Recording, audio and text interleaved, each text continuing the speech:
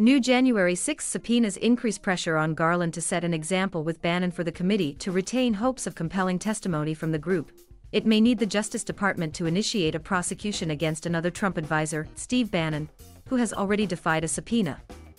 The former president's populist alter ego earned a rare contempt of Congress citation for his intransigence. But 2.5 weeks on, the department has yet to say whether it will act on that gambit and indict Bannon through the Washington, D.C., U.S. Attorney's Office. Without such a move, the committee's enforcement capacity looks in serious doubt as it races to conclude before Democrats are at risk of losing the House of Representatives in next year's midterm elections. There are no current and public signs that Garland is feeling pressure to act quickly. In fact, a deliberative process would comply with his effort to shield the department from politicization after Trump weaponized it to protect himself during a scandal-plagued presidency, and in his effort to steal the 2020 election. But that also means the new batch of 6 Trump confidants, who have been subpoenaed for their alleged role in amplifying Trump's lie about election fraud or abetting his coup attempt earlier this year, have reason to replicate the obstruction, at least for now. And even if Bannon is prosecuted, a long process of court cases and appeals could bog down the committee in a legal nightmare. Such a scenario would not only allow Trump aides to outwit the committee's efforts to find the truth about the most flagrant assault on a U.S. election in modern history.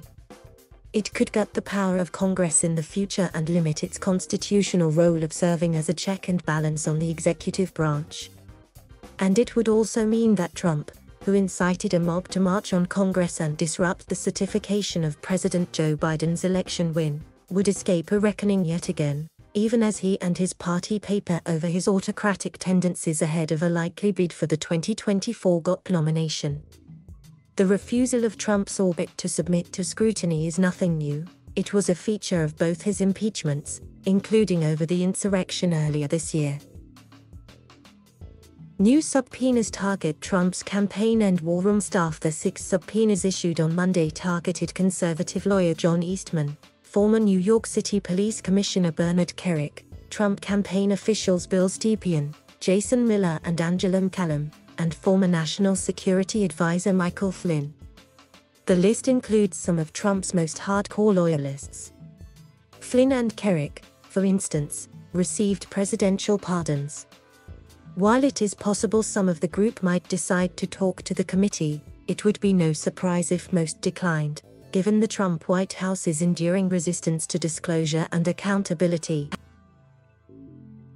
Garland refused to discuss his deliberations in an unrelated media appearance Monday. The roughly 2-week gap after Bannon's contempt citation is hardly a lifetime in legal terms, however, so it would be unwise to read anything into it yet. If the Justice Department doesn't hold Steve Bannon accountable, it only lends credence to the idea that some people are above the law, and that cannot be true in this country, Schiff said on Cuomo Prime Time. The new subpoenas followed the refusal of another witness, former Justice Department official Jeffrey Clark, to answer questions from the committee on Friday, citing Trump's assertions of executive privilege and attorney-client privilege. But like Bannon, the 6 potential witnesses subpoenaed on Monday were not serving government officials at the time of the insurrection, so should have no protection under the doctrine that allows presidents to revive confidential advice from their official advisors. The extent to which the custom applies to ex-presidents is also a gray area.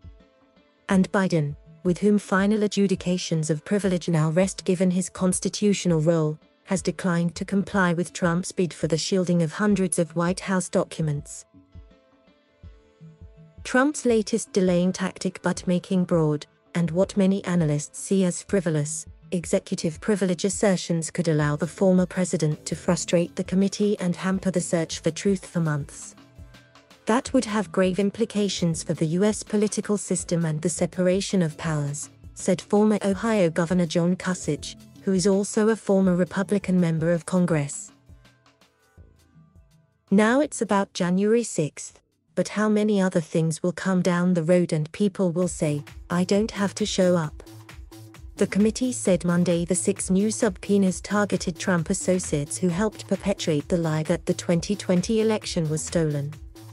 The Select Committee needs to know every detail about their efforts to overturn the election, including who they were talking to in the White House and in Congress, what connections they had with rallies that escalated into a riot, and who paid for it all. Chairman Benny Thompson, a Mississippi Democrat, said in a statement. Perhaps the most prominent member of the group is Eastman, who crafted a blueprint for then Vice President Mike Pence to throw the election to the House of Representatives, where Republican delegations could award Trump a second term. The subpoenas also mark a new twist in the sinister and often bizarre tale of Flynn, a retired lieutenant general and former head of the Defense Intelligence Agency who transformed into a vehement pro-Trump conspiracy theorist. Flynn was forced to resign as National Security Advisor within days of Trump taking office in 2017 after lying to Pence about a call with the Russian ambassador. Trump pardoned Flynn for lying to the FBI about his contacts with Moscow's envoy. The committee said in the statement that it wanted to interview Flynn about a December 2020 meeting in the Oval Office during which participants discussed seizing voting machines, declaring a national emergency, invoking certain national security emergency powers, and continuing to spread the false message that the November 2020 election had been tainted by widespread fraud. According to the committee, Flynn also gave an interview to Newsmax TV and spoke about seizing voting machines, foreign influence in the election, and the purported precedent for deploying military troops and declaring martial law to rerun the election.